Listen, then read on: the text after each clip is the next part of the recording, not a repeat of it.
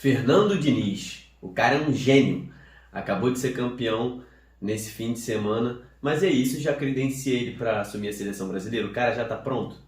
Bora conhecer a história dele. Ele já foi jogador de futebol. Você sabia disso? Jogou em vários times grandes. Bora ver o caminho dele como treinador, o caminho que ele trilhou para chegar no primeiro título por um time grande do Brasil. Vamos ver como tudo isso aconteceu. Então vambora, mete marcha e vamos nessa!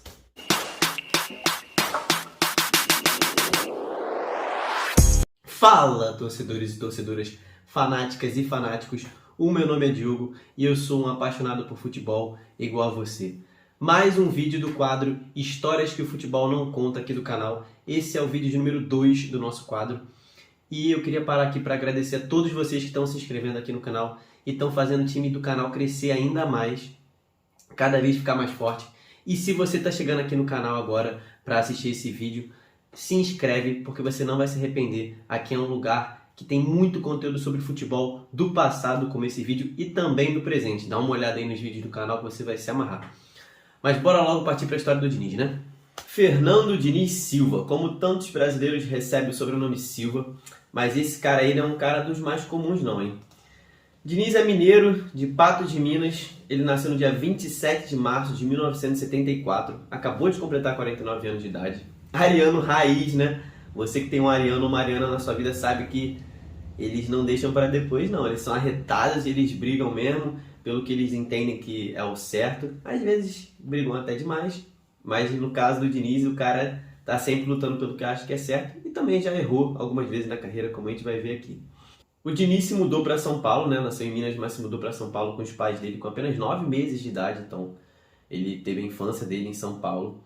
Já com 7 anos ele começou a jogar bola no CTC da Vila Ema. Lá ele conheceu um amigo que também viria a se tornar um técnico de sucesso, o Carille. O mundo é muito pequeno mesmo, cara, não tem como. Aos 8 anos, o Diniz sofreu uma perda irreparável, galera. O pai dele, infelizmente, morreu e aquilo marcou demais a vida do Diniz. Ele já falou algumas entrevistas sobre isso, inclusive a preleção que ele deu na final do Campeonato Carioca, ele falou sobre a perda do pai na infância. E na época ele mesmo teve que ir na escola avisar as professoras que ele perdeu o pai e as professoras o acolheram, né? Ele agradece a elas por isso até hoje, já falou isso em algumas entrevistas também. Bom, depois disso, com 14 anos, 14 para 15 anos ali, o Diniz já havia sido aceito como jogador na base da Juventus da Moca, né? Não confunda com a Juventus da Itália, Juventus de São Paulo. Time esse que o Diniz diz que é o time do coração dele, né? O time de infância, ele diz que é torcedor do Juventus da Moca. E foi lá na Juventus que o Diniz iniciou sua carreira como jogador profissional de futebol, em 1993, com 19 anos. Ele ficou 3 anos lá na Juventus, e em 1996 ele foi para o Guarani. Lá ele fez só 18 jogos e marcou 3 gols, mas aí chamou a atenção já de um clube grande de São Paulo, e foi para o Palmeiras nesse mesmo ano, né, em 96. O Diniz chegou no Palmeiras com 22 anos e foi comprado pela Parmalat, que era patrocinadora do Palmeiras na época, investiu muito dinheiro no Palmeiras, pagou $120 mil na contratação do Diniz, naquela época era muita coisa. Hoje em dia mais ou menos ali uns $600 mil na conversão, mas naquela época era muito dinheiro. O Diniz fez 22 jogos pelo Palmeiras e fez só um gol. Ele foi treinado pelo Vanderlei Luxemburgo lá, jogou com alguns craques, assim como Cafu, Djalminha, Rivaldo, entre outros, né? Tinha um timaço, aquele time da Parmalat. Antes de sair do Palmeiras, tem uma história curiosa. Ele passou por uma situação inusitada, cara. Imagina isso no futebol de hoje em dia.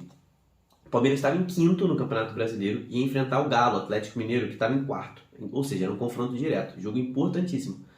Mas o Diniz foi desfalque e não foi por um motivo comum, não. Ele foi convocado para ser mesário nas eleições do 2º turno para prefeito da cidade de São Paulo, em 1996, né? Na época, ele deu uma entrevista e ele estava bolado demais. Abre aspas para o Diniz. Ele falou assim: "Eu preferia ficar treinando com o grupo. Não é muito bom ser mesário." Coitado do Diniz, cara. Já em 97, Fernando Diniz foi direto para o maior rival do Palmeiras, chegou ao Corinthians, e ele ficou no Corinthians até meados de 98, ali, né, mais ou menos um ano. Fez 50 jogos e marcou só 2 gols. O Diniz não foi um atacante de muitos gols na carreira dele, né? Em 98 ele chegou ao Paraná, jogou 39 jogos, fez 2 gols. Teve vários jogos em que ele jogou muito bem e chamou a atenção do Fluminense.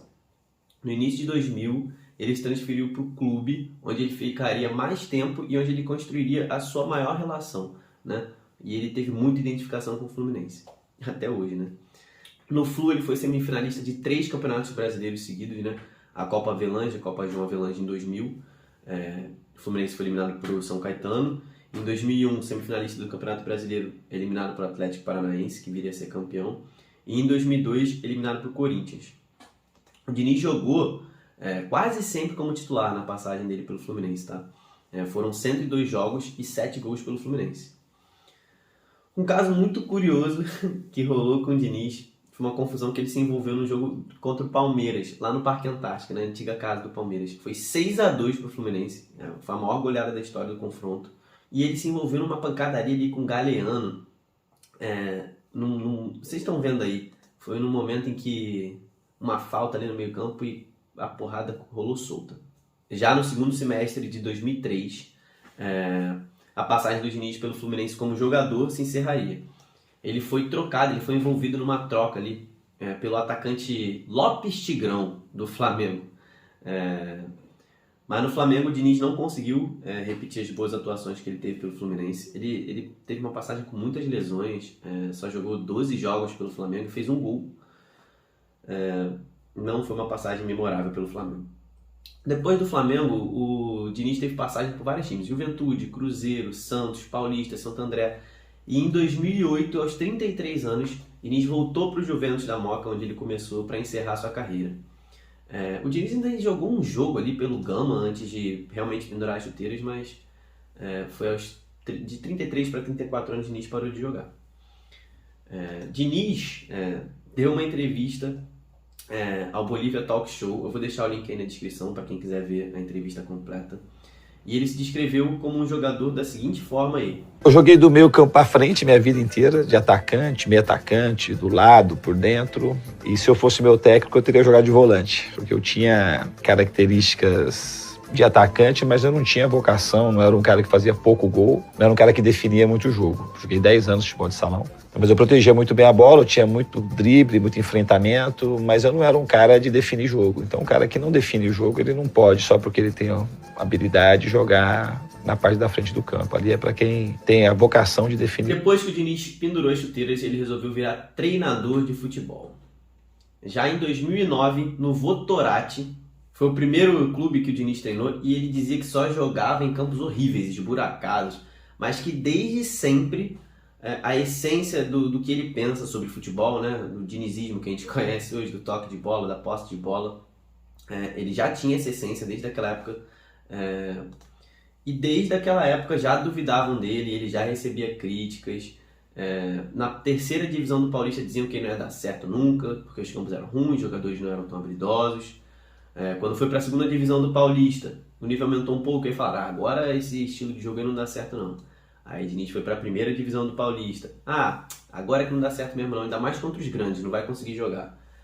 Deu certo. Diniz foi para time grande e disseram, não vai dar certo. Deu certo. E o cara nunca desacreditou no que ele pensava. Eu admiro muito o Diniz por isso, cara. Ele nunca desacreditou. É óbvio que ele fez ajustes, né, nos pensamentos dele, faz até hoje, sobre o que ele pensa de futebol, mas ele nunca desacreditou do que ele realmente pensa de futebol. Todo mundo criticou o Diniz durante a carreira inteira dele. Vocês vão ver isso aqui nesse vídeo. E ele nunca desacreditou.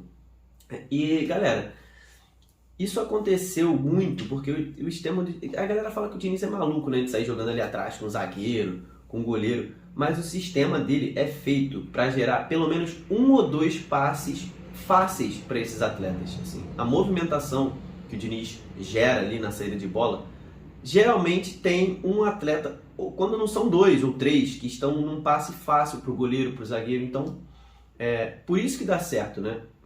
Tem dado certo. Então não precisa ser um gênio da bola para jogar no esquema do Diniz. O truque está ali. A movimentação na saída de bola.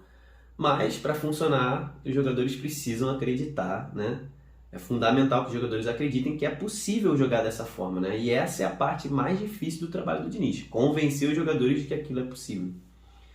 Mas voltando ao Votorati, em 2009, o Diniz conquistou a Série A3 do Paulistão logo de cara, primeiro ano como treinador.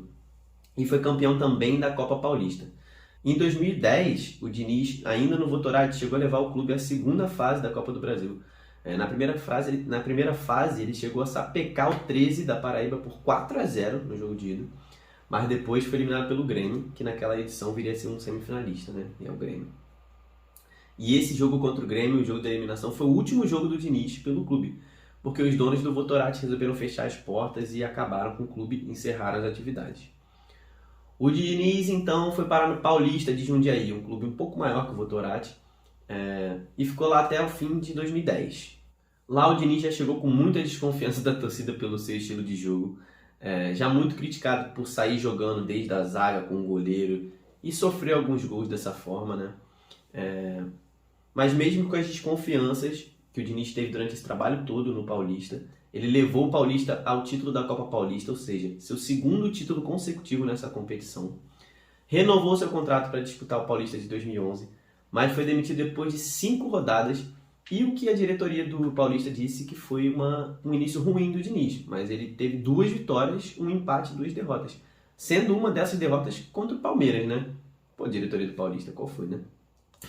Aos 36 anos, então, o Diniz foi treinar o Botafogo de Ribeirão Preto naquele mesmo Campeonato Paulista de 2011.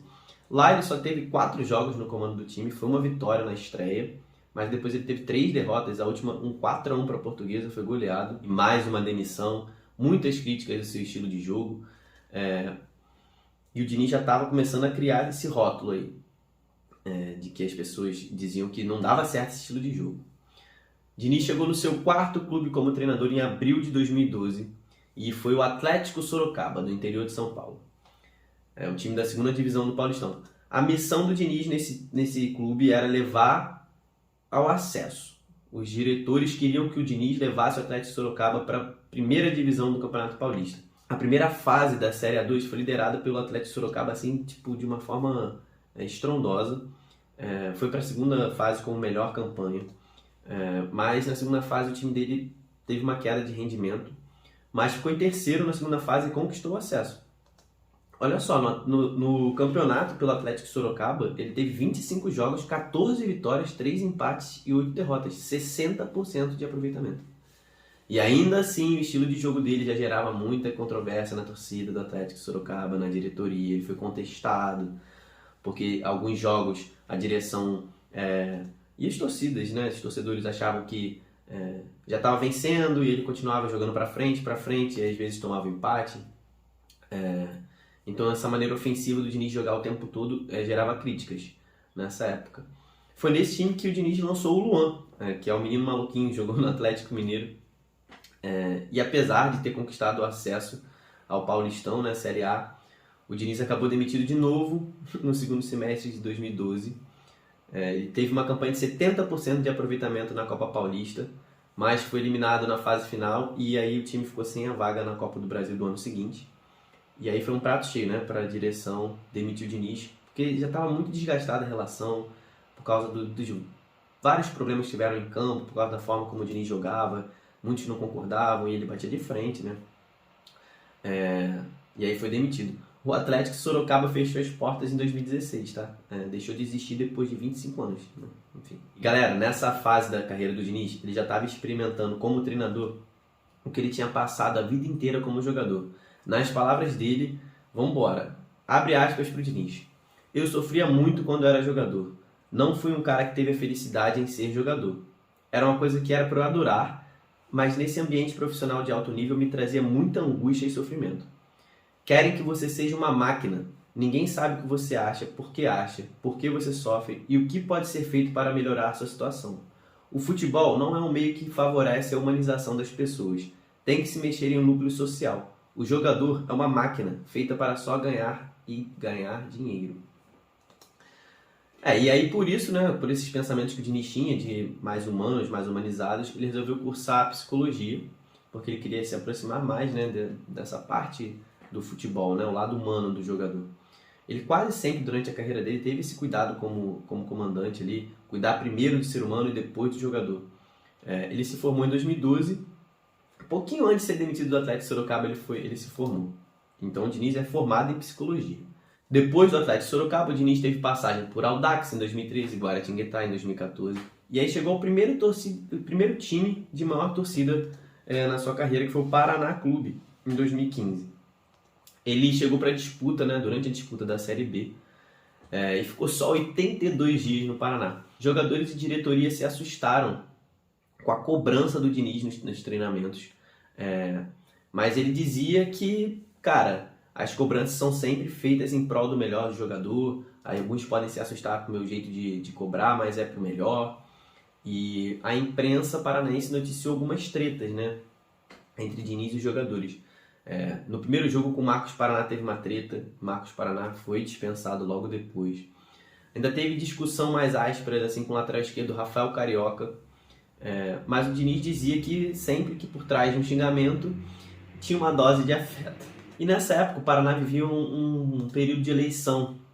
E o Diniz veio a público dar o apoio à chapa da situação, que era liderada pelo Leonardo Oliveira. Ele disse que só permaneceria se o Leonardo Oliveira fosse reeleito, fosse eleito. E foi o que aconteceu. O Leonardo Oliveira venceu, mas 4 dias depois o Diniz foi demitido. E aí ele deu uma coletiva, o Diniz chamou uma coletiva, dizendo que foi traído e que estava muito magoado com a diretoria do Paraná. E aí chegamos ao ano de 2016, o Diniz voltou para o Audax, e aí ele voltou para disputar o Campeonato Paulista daquele ano. E esse foi o seu primeiro grande trabalho de destaque. O Audax caiu no grupo do São Paulo, e ao final da fase classificatória, o Audax terminou em primeiro lugar, ou seja, venceu o grupo que tinha o São Paulo. Tanto São Paulo quanto o Audax se classificaram para as quartas de final e se enfrentaram nas quartas de final. Durante a campanha regular, um detalhe, o Audax chegou a vencer o Palmeiras por 2-1. Já na fase mata-mata, quartas de final, Audax e São Paulo. Já nas quartas de final, o time do Diniz, que o Diniz contava com jogadores que são conhecidos hoje, o Tietê, que está no Botafogo, Sidão, que teve passagem por São Paulo, Vasco, Botafogo, hoje está no Atlético Catarinense, o Camacho, que jogou no Corinthians, agora está no Santos. Nesse jogo contra o São Paulo, o Audax deu um show, deu uma sacolada, 4-1, baile de bola, o Audax passou para as semis e eliminou o São Paulo. Nas semis, o Audax conseguiu eliminar o Corinthians do Tite, hein? O Audax chegou a estar na frente 2 vezes, fez 1-0, tomou um empate, fez 2-1, tomou um empate. Mas nos pênaltis, Fagner, sempre ele, acertou a trave, perdeu um pênalti e o Sidão pegou a cobrança do Rodriguinho. Audax na final. A final daquele ano foram 2 jogos muito disputados contra o Santos, do Dorival Júnior, e o Santos tinha um timaço, tinha o Renato, aquele volante, que jogou na seleção, jogou no Sevilha por muitos anos, Thiago Maia, que hoje está no Flamengo, Gabigol, o ídolo do Flamengo, Lucas Lima, que estava no auge da carreira, Ricardo Oliveira no comando do ataque, que estava metendo muito gol. O primeiro jogo foi disputado na casa do Audax, e o Audax começou vencendo. Mas aos 35 minutos do segundo tempo, o Santos empatou por 1-1, fim de partida. No segundo jogo, foi na Vila Belmiro, o Santos ganhou com um golaço do Ricardo Oliveira no finalzinho ali do primeiro tempo. Mas muitos disseram, a análise daquela época foi que o Audax jogou melhor do que o Santos naquela segunda partida. Inclusive o David Braz, que hoje é zagueiro do Fluminense, naquela época estava no Santos, e o David Braz falou o seguinte ali, ainda na comemoração dentro do campo: o Audax pode até ter jogado melhor que a gente, mas a gente foi eficiente na hora de fazer o gol. Rapaziada, futebol é gol, Nesse momento da carreira, o Fernando Diniz chamou muita atenção e chamou a atenção do país inteiro. O futebol dele vistoso, de posse de bola, conseguiu um resultado expressivo, chegar com o Audax na final do campeonato, em um campeonato em que eles venceram Palmeiras, humilharam São Paulo, eliminaram o Corinthians. Então ali o Diniz começou a chamar a atenção da grande mídia e do público do brasileiro, Mas o time dele também chamou a atenção, muitos jogadores foram embora, as principais revelações do Audax foram embora, o time foi desmontado. No ano seguinte, em 2017, o Diniz ainda foi treinador do Audax no Paulista, mas não conseguiu repetir o bom desempenho, foi rebaixado com o Audax no Campeonato Paulista. Hoje o Audax está na 4ª e última divisão do Campeonato Paulista. Passando para 2017, no dia 30 de novembro, Diniz foi anunciado como técnico do Guarani.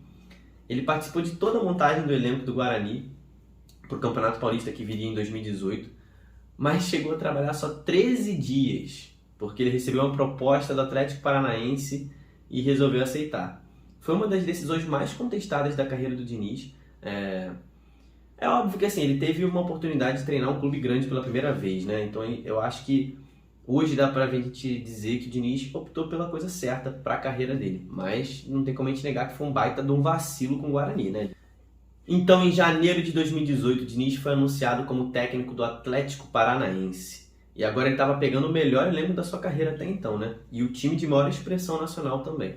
Bom, galera, essa foi a parte 1 do Histórias que o Futebol Não Conta do Fernando Diniz. Se você curtiu esse vídeo, se inscreve aí no canal para você não perder a parte 2. Ativa o sininho para você ser notificado assim que o vídeo lançar. Vai ser essa semana ainda. Então, até o próximo vídeo. Tamo junto. Valeu, falou!